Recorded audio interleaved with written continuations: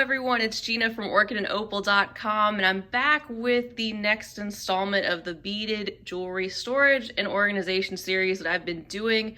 So this will be video number 7, topic number 7, which is going beyond just storing beads. It's actually to show you how I store my works in progress. Because you may be like me and have a lot of things going on at once. Maybe you start something and then you set it aside for one reason or another, start working on something else. Maybe you're waiting for materials. I realize that this is not necessarily going to work for everybody, and I'm not here to say that this is the best way to do it. I'm just letting you know that this has been working for me for quite some time. I'm really happy with it, and I hope that the idea helps spark something for you. Maybe you want to give this method a try, or it helps you think of something new and different to sort of consolidate your works in progress and get a little bit better organized. So there are 2 main products that you are looking at right here. First, this is a Microfleece Vellux blanket that is very similar to bead mat material. It's actually even a little bit softer. It's got a very short nap on it. It's great for holding the beads in place. And you can get an entire blanket size in different sizes, of course. Cut them to size however you want. So I actually bought a king size version of it. It was like 25 bucks on Amazon, free shipping, didn't even have to leave my house to get it. And it's so big that I was able to cut a large tablecloth, and I mean a large tablecloth, which I use as a liner for my entire table. My whole workspace is covered with a piece of this Vellux material, and it really helps me to be able to spread out. So not only is it good for that, but then you can cut the pieces to fit however you want for your bead trays if you want to kind of create your own stackable storage system with Vellux strips to line your boards. Now, I love bead on it boards. I think they're beautiful. They are fun with all the different colors they have and patterns. And as much as I would love to have 12 of those stacked up, it just wouldn't be very cost effective. It could get kind of pricey and it wouldn't make a lot of sense. Now, I'll have a bead on it board that's more of a special item to carry around with me, but that's more of a luxury. When I'm just trying to stack up works in progress, it doesn't really matter what the actual boards look like. So let me just flip this over, and you can see that these are actually lunch trays, like school lunch trays, like 14 by 18 inches. They come in all different colors. You can get them in packs of 4, 12, and they are only about $2.50 to $3 per tray, depending on what color you get, that kind of thing. So I bought a pack of 12 for less than 30 bucks. And they're perfect size, I think. They're not too big, not too small. They're very sturdy. And then I just line them with some of this Vellux material that I've cut roughly into strips. And I've doubled it up just to give it a little bit more thickness. I do recommend doing that. And I have heard about other ways you can do DIY bead on it boards. I haven't particularly watched the video myself, but I know I've seen recommended to me in the past. I think Turtle Soup Beads had a video on DIY bead on it boards, so I'm not sure what's involved in that, but I'm sure she has a great idea if you want a more permanent solution. But the reason I like this is because it's so portable, and I can take these strips of fabric off and just throw them in the washing machine whenever I want. So if my fabric is starting to get just a little dingy, how easy is that? Just take it and throw it in the wash, and then you have yourself another board right below that. And I just keep them stacked up with clean bead mats or whatever I have to use at the time. So what you're looking at is the top of the 2 10-drawer storage carts that I have, and these do move around. Right now I just have a stack of unused bead boards.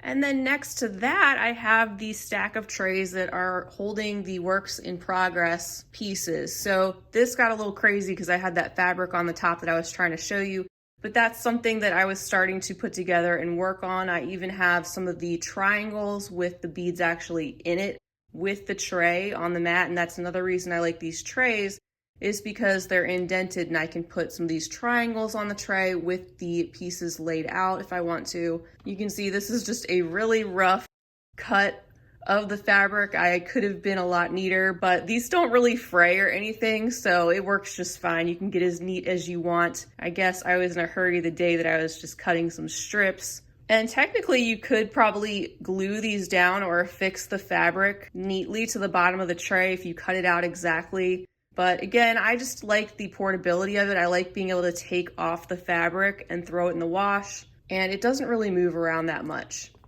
So I just stack them up. So then there's something else underneath that. I even have one of those little sunflower ceramic dishes on this one, holding some beads that is kind of ready to go for the next piece that I want to make that's going to look something like this. I have something else under this one. Again, I'm able to put another one of those sunflower trays. I even have some containers of beads, some of the finished pieces next to it to remind me of what I was going to do. And it just takes up these 2 stacks. Very simple. So stack of clean ones ready to go, and then my stack of things that I'm working on. And then I can take the tray over to a workspace or into another room if I want to work on it somewhere else. And I haven't done the precise math on it, but I mean, these are coming out to less than $4 per tray compared to bead on it boards, which is not a fair comparison because those are more of a luxury and permanent, well-constructed designer board. But when you're looking for quantity over something like that, I think this really makes sense. And hopefully it will help to give you an idea of how you can store your works in progress neatly in a compact way that's also portable and very easy to clean. Sometimes I'll even take one of these trays. If I have items on it, I want to compare colors or bring it over to another workspace with something else that I have laid out. It's easy for me to pick this up and bring it over, move it around however I want. So I think you get the idea. It's pretty simple, but I will leave the links down below for the specific products that I picked up, the exact trays and the Vellux blanket. But it really is a cost-effective way to be able to get a lot of bead mats that are cut to size. And when you see me working on projects and things, and I have a bead mat on my work surface, that's what you're looking at. I had somebody ask me, and I didn't get to respond to them, what kind of bead mats I use, and 9 times out of 10, this is it. One other thought, if you have a serger or if you are a seamstress, you can sew the edges, you can finish those off nice and neat. I really didn't do these justice with the edges, but it's more of the idea that I wanted to bring you that is more about utility than it is about creating a beautiful board, but you can certainly do that.